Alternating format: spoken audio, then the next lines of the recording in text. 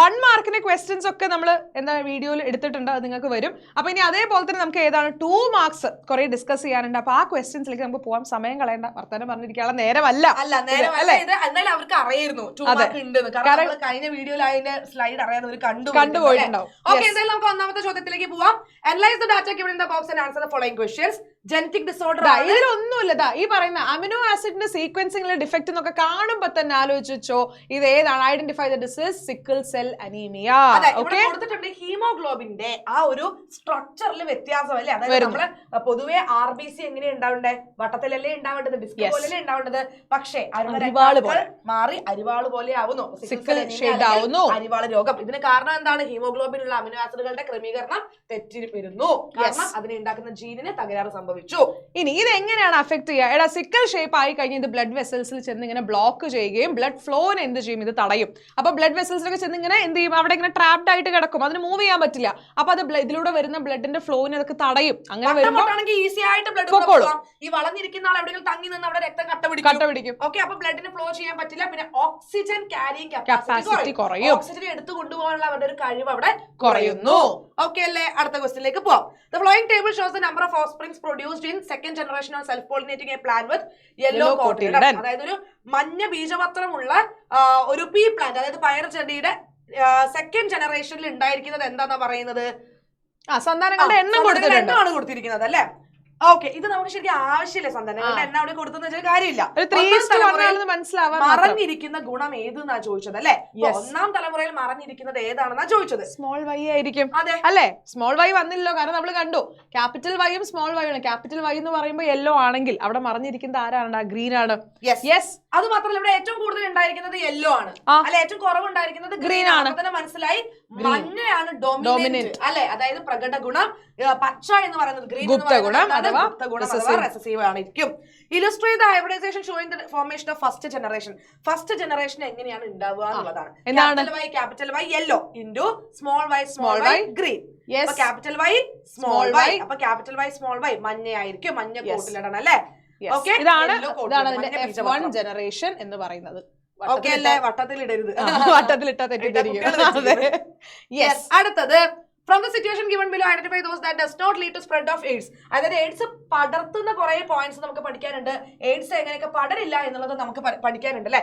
ഇതിൽ ഏതൊക്കെയാണ് AIDS പടർത്താൻ? Does not. അപ്പൊ ഒരുമിച്ചിരുന്ന് ഭക്ഷണം കഴിച്ചാൽ എയ്ഡ്സ് പകരില്ല. പക്ഷേ ഒരാൾ ഉപയോഗിച്ച നീഡിലോ സിറിഞ്ചോ മറ്റൊരാൾ ഉപയോഗിച്ചാൽ എയ്ഡ്സ് പകരും. ഒരാളെ തൊട്ടു ഷെയ്ക്കാൻഡ് കൊടുത്തു എയ്ഡ്സ് പടരില്ല. ഒരേ പോണ്ടിൽ കുളത്തിൽ കുളിച്ചാൽ എയ്ഡ്സ് പടരില്ല. കൊതുകോ ഈച്ചയോ ഒക്കെ കടിച്ചാൽ എയ്ഡ്സ് പടരില്ല. പക്ഷെ ബോഡി ഫ്ലൂയിഡ്സ് വഴിയാണെങ്കിലോ അതായത് രക്തസ്രവമല്ല ശരീരസ്രവങ്ങൾ, അതിൽ രക്തം ലിംഫ് ഒക്കെ വരും. ഇതുവഴി എന്താണ്? എയ്ഡ്സ് പടരുന്നു. അപ്പൊ നമ്മുടെ പടരാത്ത ചോദിച്ചുകൊണ്ടാണ് ഈ 4 ടിക്ക് ചെയ്തിട്ടുള്ളത് കേട്ടോ. യെസ്. അടുത്ത ചോദ്യത്തിലേക്ക് പോവാം. നമ്മളോട് ചോദിച്ചിരിക്കുന്നത് ഒരു DNA ന്യൂക്ലിയോടൈഡ് നമ്മൾ എന്ത് ചെയ്യണം? വരയ്ക്കണം, കൺസ്ട്രക്ട് ചെയ്യണം അല്ലേ. നമുക്ക് ഓപ്ഷൻസ് തന്നിട്ടുണ്ട്, ഈസി അല്ലേ. ആദ്യം തന്നെ എന്താണ്? ഡിയോക്സി റൈബോസ് ഷുഗർ, പഞ്ചസാര തന്മാത്ര. ഇവിടെ ഫോസ്ഫേറ്റ് വരും. ഒത്തിരി ക്ഷമിച്ചപ്പോ വരും ആണല്ലേ, വരും വന്നു. യു വരുമോ? ഇല്ല, കാരണം എന്താ പ്രത്യേകം പറഞ്ഞ ഏതാണ്? DNA ആണ്, RNA അല്ല. അപ്പൊ ഏതാണ് ഇവിടെ വരുന്ന നൈട്രജൻ ബേസ് എന്ന് പറയുന്നത്? ടി അല്ലെങ്കിൽ തന്ന സാധനം എടുത്ത് എഴുതിയാ മതി, സുഖമായിട്ട്.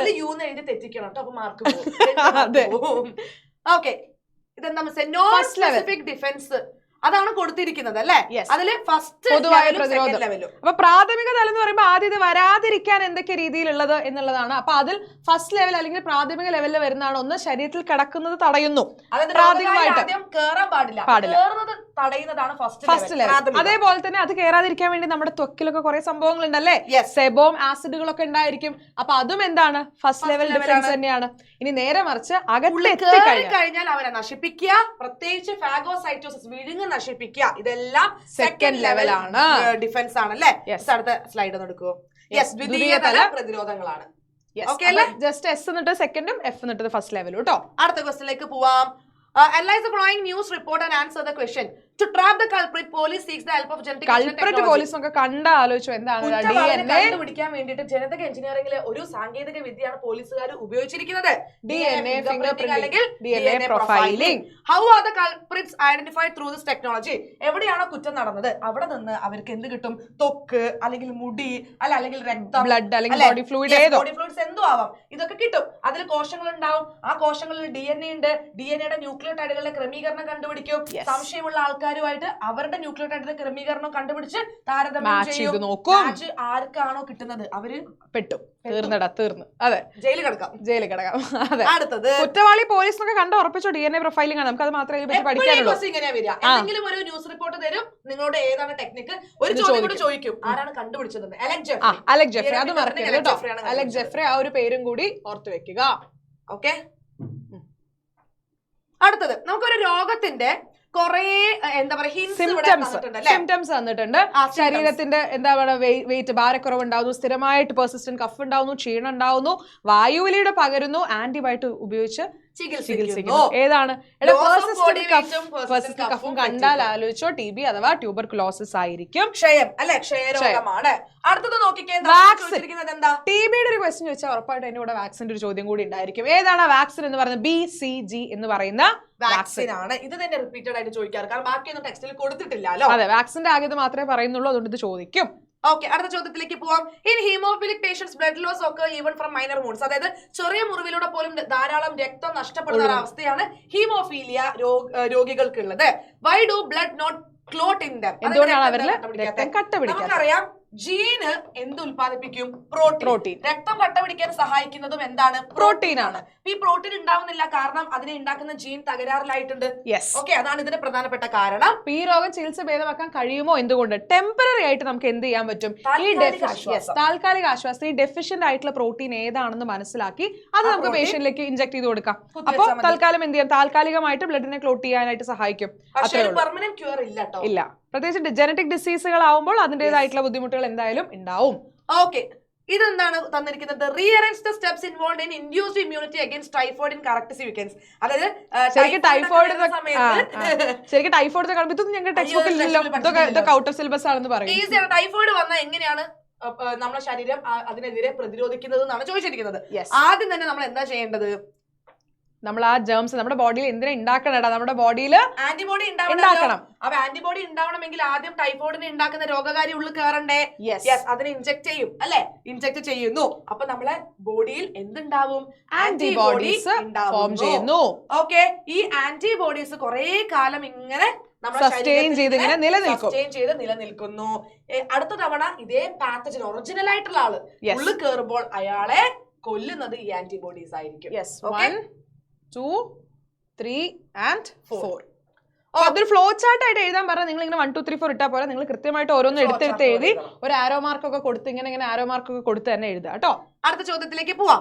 Okay, stages of artificial production of human insulin using bacteria Sean below. അതായത് നമ്മൾ ഓൾറെഡി പഠിക്കുന്നുണ്ട് എങ്ങനെയാണ് ഇൻസുലിൻ ജനറ്റിക് എഞ്ചിനീയറിംഗിലൂടെ ഒരു ബാക്ടീരിയയിൽ നിന്ന് ഉണ്ടാക്കുന്നത് എന്നുള്ളത് അല്ലെ. അപ്പൊ അതിന്റെ സ്റ്റേജസ് ആണ് ഇവിടെ കൊടുത്തിരിക്കുന്നത്. അപ്പൊ ചോദ്യം, name the technology used here to produce insulin. Insulin ഉണ്ടാക്കാൻ നമ്മൾ എന്ത് ടെക്നോളജിയാണ് ഇവിടെ ഉപയോഗിച്ചിരിക്കുന്നത്? ജനിതക എഞ്ചിനീയറിംഗ് അഥവാ genetic engineering. Name the enzymes needed for this process. First സ്റ്റേജിൽ കട്ട് ചെയ്യണമെങ്കിൽ ആര് വേണടാ? Restriction endonuclease. സ്റ്റേജ് 2 എന്ന് പറയുമ്പോൾ വീണ്ടും കട്ട് ചെയ്യാണ്. ഏത് തന്നെയാണ്? റെസ്ട്രിക്ഷൻ എൻഡോന്യൂക്ലിയസ് തന്നെയാണ്. സ്റ്റേജ് 3 എന്ന് പറയുമ്പോൾ ജോയിൻ ചെയ്യുന്നു. ജോയിൻ ചെയ്യുമ്പോൾ ആര് വേണം? നമുക്ക് ലിഗേസ് വേണം. അപ്പൊ കട്ട് ചെയ്യുന്ന ബാക്ടീരിയൽ DNA കട്ട് ചെയ്യാനാണെങ്കിലും നമ്മുടെ മറ്റേ DNA നമ്മുടെ ഹ്യൂമൻ DNA കട്ട് ചെയ്യാനാണെങ്കിലും നമുക്ക് റെസ്ട്രിക്ഷൻ എൻഡോന്യൂക്ലിയസ് വേണം. ഇതാണ് ജനിതക കത്രിക അല്ലേ? മോളിക്കുലർ ഗ്ലൂ അല്ലെങ്കിൽ ജനറ്റിക് ഗ്ലൂ എന്ന് പറയുന്നത് ആരാണ്? ലിഗേസ് ആണ്. പശ, ജനിതക പശ. ഓക്കെ അല്ലേ? How does the cell wall help in the defense of diseases in plants? Cell wall എന്ന് പറയുമ്പോൾ നമുക്കറിയാം സെൽ വാൾ എന്തൊക്കെ കൊണ്ടാണ് ഉണ്ടാക്കിയിരിക്കുന്നത്? ക്യൂട്ടിൻ, സുബറിൻ ഒക്കെ കൊണ്ടാണ് ഉണ്ടാക്കിയിരിക്കുന്നത് അല്ലെ. ലിഗ്നിൻ, ക്യൂട്ടിൻ, സുബറിൻ കൊണ്ടൊക്കെയാണ് ഉണ്ടാക്കിയിരിക്കുന്നത്. അപ്പൊ ഇതൊക്കെ ഭയങ്കര ബലം കൊടുക്കുന്ന സെൽ വാളിന് ഒരു കട്ടി കൊടുക്കുന്ന ആൾക്കാരാണ് നമുക്കറിയാം. ഇനി അഥവാ സെൽ വാൾ കിടന്ന് അകത്ത് ചെന്നാലും അതിന് സെൽ മെംബ്രെയിൻ അഥവാ കോശ സ്തരം ക്രോസ് ചെയ്യാൻ പറ്റില്ല. കാരണം അവിടെ കാലോസ് എന്ന് പറയുന്ന ഒരു പോളിസാക്കറൈഡ് ഉണ്ടാക്കി വെച്ചിട്ടുണ്ടാവും. അപ്പൊ ആ കാലോസ് ഉള്ളത് കൊണ്ട് തന്നെ എന്ത് ചെയ്യാൻ പറ്റില്ല? ബാക്ടീരിയക്ക് അല്ലെങ്കിൽ പാത്തജന് സെൽ മെംബ്രെയിൻ കിടന്നകത്തേക്ക് പോകാൻ പറ്റില്ല. അപ്പൊ ഇത് 4ഉം അതിലുണ്ടായിരിക്കണം. Okay, 4 points. കാരണം 2 മാർക്സിന് ചോദിക്കുന്ന ക്വസ്റ്റനാ. ബട്ട് 2 മാർക്സിൽ അരയാണ്. Okay, Yes. Okay. അടുത്തത് an experiment conducted by Edward Jenner is given below. Read it and answer the questions. Edward Jenner എന്താണ് ചെയ്തത് നമുക്ക് ഓൾറെഡി അറിയാം അല്ലേ? Okay. What was the aim of this experiment? What was it's result? അതായത് അദ്ദേഹം എന്താ ചെയ്തത് അവിടെ കൊടുത്തിട്ടുണ്ട്.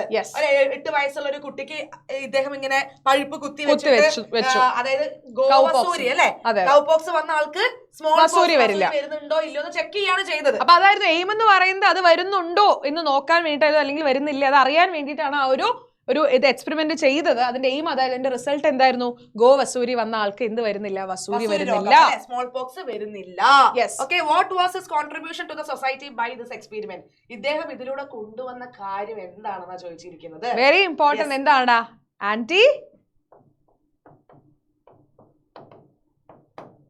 ആന്റിബയോട്ടിക്സ് അല്ല, വാക്സിനേഷൻ അല്ലേ? സോറി, കൺഫ്യൂഷൻ ആയതാട്ടോ. Very sorry. വാക്സിനേഷൻ. ഞാൻ പറയാൻ കാത്ത് കർശന മിസ്. അതേപോലെ ഞാൻ ആന്റിബയോട്ടിക്സ് എന്തോ ഒരു ചേർച്ചയില്ലായ്മ. Yes, vaccination. അടുത്ത ക്വസ്റ്റ്യനിലേക്ക് പോവാം. Analyze the given hint and answer the questions. സംഭവം എന്താ അറിയോ? 2 ആൾക്കാരെ കുറിച്ച് നമ്മൾ ടെക്സ്റ്റിൽ പറയുന്നുണ്ട്. ടേബിൾ കൊടുത്തിട്ടുണ്ട്, അതിന്റെയാണ്.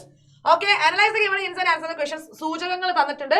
The production of this hormone is high at night and low during the day. അതായത് രാത്രിയിൽ എന്താണ് കൂടുതലാണ്, പകല് കുറവാണ്. ഓണപരീക്ഷയ്ക്ക് എന്നെ പഠിച്ചതാണ്.